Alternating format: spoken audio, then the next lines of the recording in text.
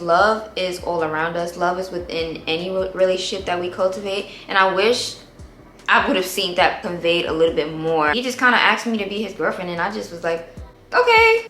I, at this point in my life, would prefer to prioritize cultivating a community rather than a romantic relationship. And I'm 25, by the way. And I feel like some people are gonna be looking at this video like, girl, you mad young still. You know, you got time to find your man. You gonna find the right one, da da da da da. Girl, I said what I said. Okay, I said what I said. I would much rather prioritize a community, and I'm gonna explain why. My theory on this is because a lot of things in nature, just in generally, work in systems. They work in groups, right? Everything works together. Like I said before in previous videos, we are all part of a collective in some way, form, or fashion, right? Think of things like the systems in our bodies, like the nervous system. It contains the brain, the spinal cord, the nerves, all that, right? And then ecosystems around us, like the school of fish you see, or it's like how animals cooperate within an environment together. Everything works as a unit, as a system, right? That's what I'm getting at. I feel like I've said that enough times. All these systems in nature work cooperatively in order to maintain a healthy environment. If my glasses are a little bit tilted, I don't know why. I tried to fix them, but it's still cute. I'm still serving. So let me continue the video. Like I said, I feel like the same thing as far as nature with our body systems and just ecosystems and environment. It should also work when it comes to building and cultivating the relationships in your life. Making sure that there are multiple people, because in this lifetime we meet multiple people. We're interacting with different people all throughout life, whether you're going to school, whether you're going to work, any type of programs, you're around a bunch of people. So that environment you create is made up of multiple people, not just one person. So I feel like the concept that we should be just focusing on one person derails us from accomplishing and doing the things that we really have to do on this earth while we're here. Bear with me. So for most people, the first sense of community that they are accustomed to is, of course, their household, the family. From my experience, I grew up in a household with multiple siblings. I had my mom and my dad there, both parented. As far as my physical needs being met, I had everything that I needed. I had clothes on my back, I had a house over my head, I had food, I had all of that. I had parents that loved me, all that, right? But how we were raised and brought up and the examples that were set within the household definitely play a huge factor in how people develop relationships outside of that household, right? So if you have a household where some emotional needs were not met, of course, some of the people in the household are going to try to look outside that household for their needs to be met, right? Because they're trying to compensate for what they were lacking in the house. I think a lot of kids in general, because we go out to school at a very young age and we're still impressionable, we're gonna take some of the experiences that we've had outside of the house anyway, and then develop our own personalities and mannerisms from those. But what I'm saying is, if a lot of the emotional needs are met within the household, they wouldn't feel the need and urge to seek out what they're lacking within the household, if that makes sense. Now, while I absolutely adore my family and I love them so much, I still, as a 25-year-old adult, do not think that that was the best representation I could have had as far as a community. Because like I said before, I feel like a community is a system and a unit built to help regulate and maintain a proper, healthy unit. Make sure that everything is functioning properly and help people grow. I had to adopt a lot of my own moral standpoints and a lot of my own way of, being, because I just didn't agree with a lot of the things that were within my environment. And it's not that it's bad or good, it's just from my own moral standpoint, my truest identity, it just did not agree with what I was seeing. So that caused me to be a little bit of a black sheep in the family. I'm also the youngest too, so just naturally I kind of made my own way. All of my siblings are like way older than me too, so it's kind of like I'm like the baby. I'm like actually the baby. So yeah, I had to adopt a lot of my own teachings, a lot of my own way of living, because I just didn't agree with a lot of stuff that I was seeing. I was always really sassy, and I'm an Aries too. I'm a fire sign, so I'm like very fiery. So I just didn't agree with a lot of things, and I would say it. I would say it to whoever. Like, I wasn't trying to be intentionally disrespectful, but girl, if I had something to say, I was gonna say that shit, period. If I ain't agree with the shit, I was gonna say it. Even now as an adult, the things that I feel like my family might take as something I'm kind of like overthinking or being dramatic about is, for one, holidays. I don't celebrate most of these holidays anymore because I just don't resonate with them.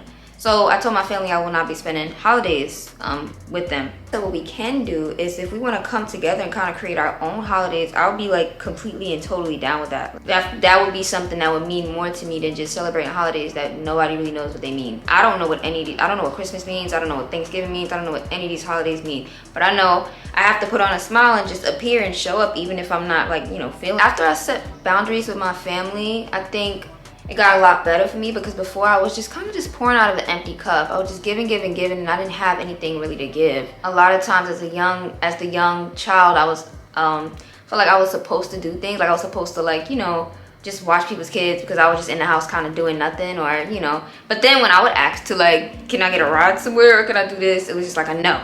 And then I feel like that kind of imbalance of authority, or like that, it just didn't make sense to me. I just felt like people kind of just took advantage. That wasn't checked. Like, nobody checked that within my household. So, you know, it just went on and on and on. And there wasn't a lot of, like, communication. Everybody just kind of did their own thing. When it came to me being the youngest, there were things I felt like my siblings were going through that would have been useful to get relayed to me, just so that I wouldn't make the same mistakes. But, you know, like I said, it was kind of hard for people to be vulnerable and everything like that. Just like the emotional communication was just lacking, so people just didn't feel comfortable. So I'm okay with everything. I'm okay with everything that's going on. I'm just reflecting right now. Now I just would prefer to be a little bit more open, especially with my nieces and nephews. Of course I won't like override their parents, but I would love to be as transparent and open with them, to teach them stuff so that they won't have to deal with it later,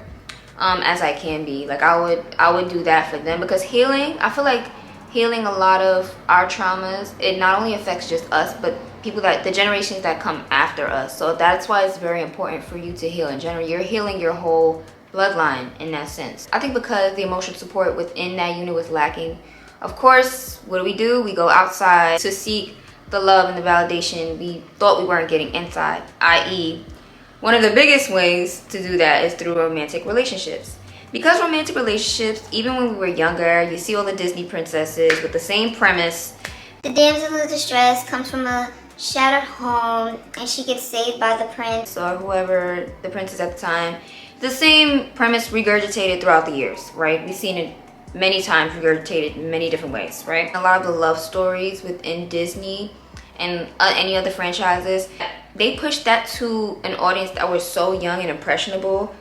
And I felt people took that as the only and the one way for them to get out of situations within their household. And it gave a very individualistic way of securing love within your life. But like I said before in other videos, love is all around us. Love is within any relationship that we cultivate. And I wish I would have seen that conveyed a little bit more when I was younger and at those ages when those movies were coming out. Of course now we have a little more nuance in like the movies, and things are like really more diverse, but before it really wasn't. It was like, no, you gotta find a man to be happy, sis. It made me and a lot of the women that I grew up with think that they had to seek out that one partner, that one true love, in order for them to find like true freedom and salvation within their lives. And I feel like that's not a great way to depict love and the divinity that comes with love. Love is wholeness. Love is community. Love is community. Love is community within yourself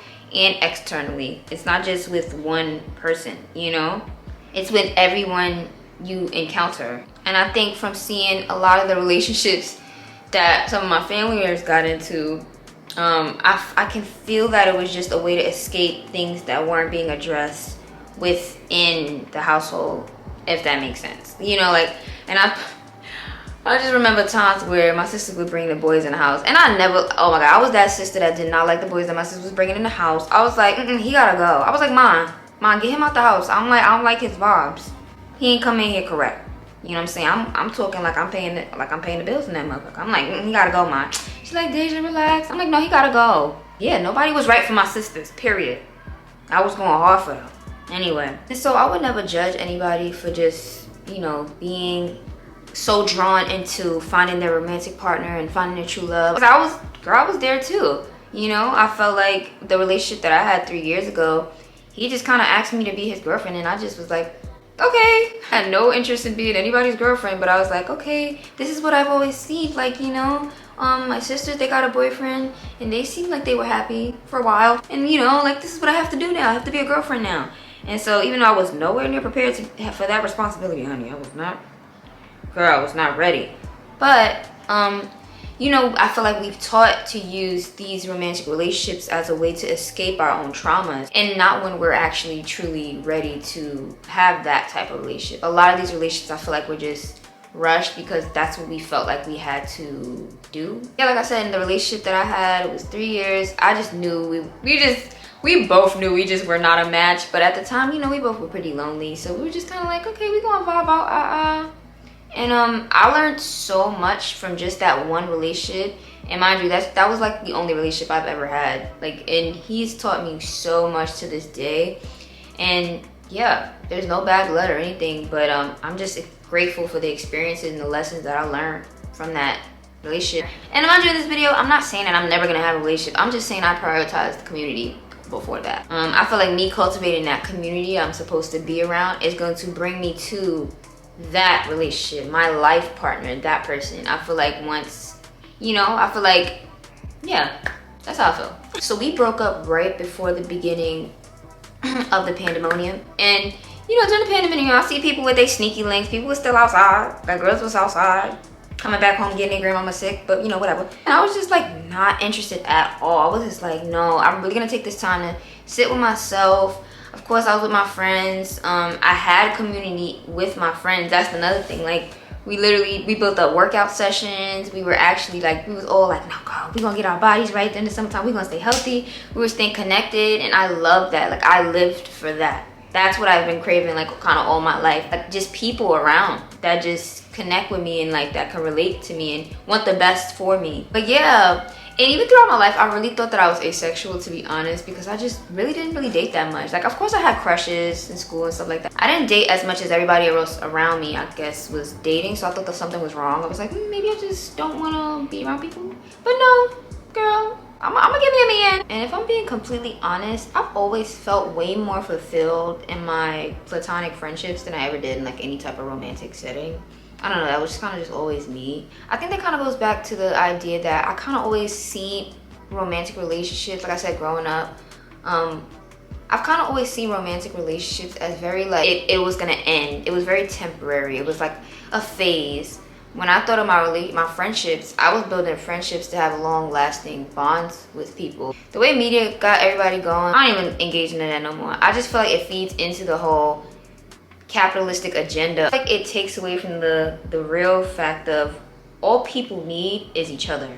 You know what I'm saying? And I feel like all that propaganda and all that extra shit is not needed when you know your soul has a connection with somebody and you just know innately that you're meant to be with them. And I feel like that's why kind of this whole romanticism of, like, having one partner is kind of like a fucking scam. It's a scam, guys. You don't just find one person. You are connected to everyone and every being. Why would you not want to seek out those communities before just one person? The reason why it's like that is because of capitalism and consumerism, and because the date culture, everything is so consumed with you spending money on somebody. And it's just, if people just realized how much we can confide in just each other and have each other's back, we'll be able to share more resources with each other. People can just actually have access to things because they just know people in their community. If they weren't so distracted and just seeking that one romantic partner, they would see that there were multiple people around you that are able to help you grow. Those connections can be built with multiple people, you know, and then you can actually build a community, like an actual tribe for yourself. I feel like it's an agenda to keep us from actually getting to create connections with the people that we're actually meant to. I feel like, and I feel like once we are able to connect with those people, it actually puts us in a whole other, girl, it's getting deep. Because if we was actually able to focus on community, a lot of the agendas that are being pushed out wouldn't even be necessary. I feel like it would just be obsolete, because we would all be able to rely on each other. If people just realize all they need is each other, we'd be more loved by the masses. So then the people that are in your community is also going to have their own communities, and then you'll have a connection to another community, and then we just build communities around each other, and we'll just feel oneness within each other. So I think that, bottom line, point blank period, what I'm trying to say is the idea of that one person is going to save you from the trauma that you probably need to heal within yourself, it just perpetuates the whole feed into your ego, and it distances yourself from actually creating spiritual wealth for yourself, which is to connect with everything that's around you, nature, people. So the more people you connect with and the more love that you're able to spread with people, the better. So I think maybe we should start focusing more on that, not so much on this the one partner shit, because that shit is whack, like I keep saying. Yeah, that was pretty much the end of this video. Let me know what you guys think about what I just said.